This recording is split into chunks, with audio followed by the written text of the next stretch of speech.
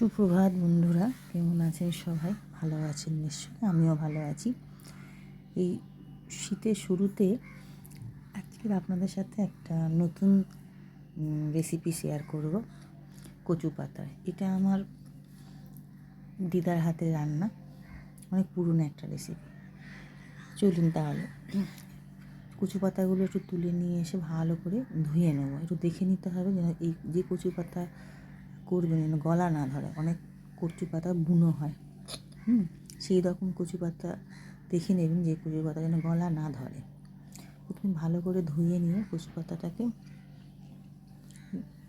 শুকিয়ে নেবো। কচু পাতার মধ্যে জলটা ধরলে বেশ ভালো লাগে দেখতে। ছোটোবেলায় আমরা খুব খেলতাম যখন মামা বাড়ি যেতাম। এবার দেখুন, রাতে আমি বেশ কিছুটা ডাল ভিজিয়ে রেখেছি, সঙ্গে একটু আদা রসুন নেবো। দুটোকে বেশ ভালো করে আমি পেস্ট করে নেবো।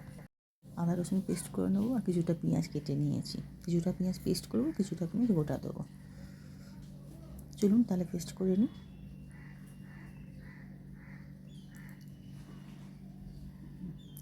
ডালটাও নেবো সাথে,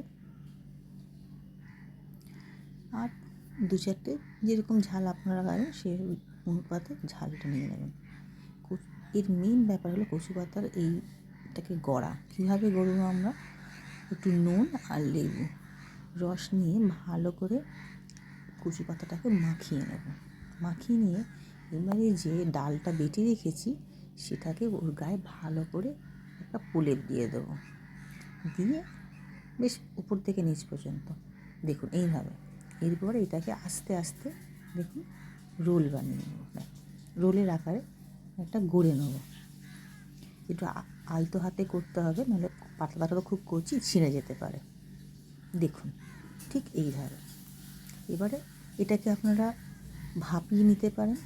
আমি একটু জল দিয়ে ফ্রাই প্যানে এটাকে ভাপাচ্ছি, আপনারা জল ছাড়াও করতে পারেন। এটা আলতো হাতে উল্টে দেবো, এইভাবে উল্টে দেবো। দেওয়ার পর এটা ঠান্ডা করতে দেবো। ঠান্ডা করার পরেই কিন্তু এটা পিস পিস করে কাটা যাবে, তার আগে কিন্তু কাটা যাবে না, ওটা খেয়াল রাখতে হবে। এবার আমি কড়াইতে তেল গরম করে এই দেখুন এইভাবে কাটতে হবে। বেশি একটু শক্ত মতন হয়ে যাবে, ঠান্ডা হয়ে যাওয়ার পর তাহলে কাটতে সুবিধা হবে।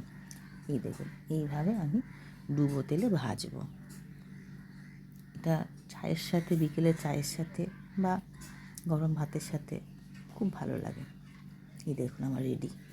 কেমন লাগলো আপনারা বানিয়ে খেয়ে দেখবেন আর আমাকে জানাবেন। খুব ভালো লেগেছে, বাড়িতে সবাই খেয়ে বলছিল। অনেকদিন বাদে বানিয়েছি এই রেসিপিটা, তাই আপনাদের সাথে আজকে শেয়ার করলাম। ভালো থাকবেন।